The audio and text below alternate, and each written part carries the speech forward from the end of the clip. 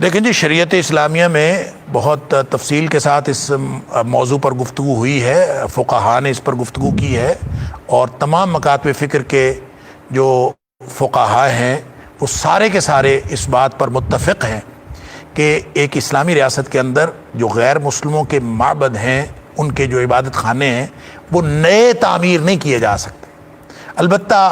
جو پہلے سے لوگ موجود ہیں اور وہ پہلے سے عبادت کر رہے ہیں، ان کے پہلے سے موجود عبادت گاہوں کا تحفظ، وہ اس کو یقینی بنانا اسلامی ریاست کی ذمہ داری،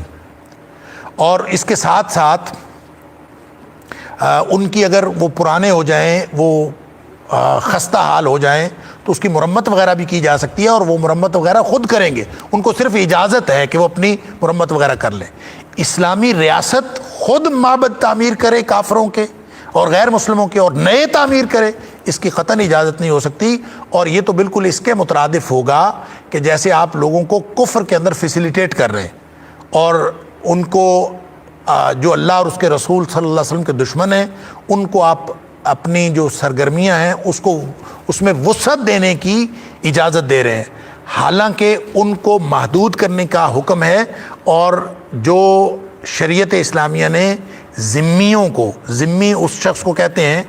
جو اسلامی ریاست میں رہنے والا غیر مسلم شہری، جو اسلامی ریاست کے قوانین کی پابندی کرتا ہے اور وہ ٹیکس وغیرہ ادا کرتا ہے، اس کو جان مال کے تحفظ کی ذمہ داری اسلامی ریاست پر ہوتی ہے، اور اس کو یہ پروٹیکشن حاصل ہوتی ہے، اور اس کی عبادت، ان کی عبادت گاہوں کے تحفظ کی ذمہ داری بھی اسلامی ریاست کی ہے۔ اس سے یہ نہیں سمجھنا چاہیے کہ نئے عبادت خانے بھی تعمیر کیے جا سکتے ہیں، نہ اس سے یہ سمجھنا چاہیے کہ نئی جو ہے وہ کوئی اپنی مذہبی سرگرمی جو ہے ان کو وسعت دینے کے لیے وہ اپنا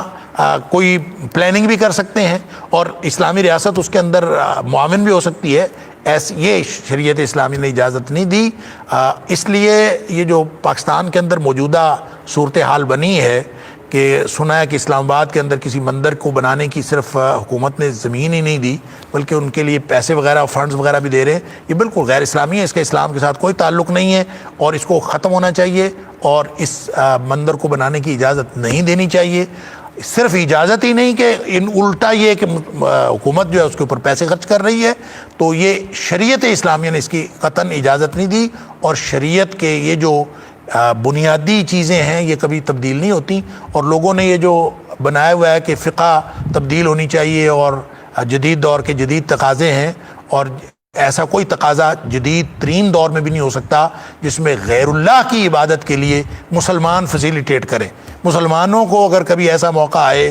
کہ وہ توحید کے بجائے شرک کو فیسیلیٹیٹ کریں اور شرک کے ساتھ معاملت کریں، تو ان کو ویسے ہی مر جانا چاہیے۔ کیا ضرورت ہے ایسی زندگی کی کہ جس میں انسان توحید کے خلاف زندگی گزار رہا ہو؟ تو مومنوں کو، اہل ایمان کو اپنے ایمان کی بنیاد پر فیصلے کرنے، اور اسلامی ریاست چونکہ ایمان کا مظہر ہوتی ہے، لہذا اس کے فیصلے بھی اس کے مطابق ہونے چاہیے۔ اس لیے قطعاً کوئی مسلمان، کوئی شریعت کا علم رکھنے والا اس بات کی اجازت نہیں دے سکتا۔ تو حکومت پاکستان کو اس بات کی طرف توجہ کرنی چاہیے، اور ہم سب کی یہ استدعا، جو ہم دین کے چھوٹے موٹے طالب علم ہیں، ہم سب کی طرف سے یہ استدعا ہے حکومت کو کہ اللہ کی اس نافرمانی سے باز آ جائے، اور یہ ایک جو کفر کا مرکز یہاں بننے جا رہا ہے اس کے اندر کوئی معاونت نہ کرے۔ واللہ اعلم بالصواب۔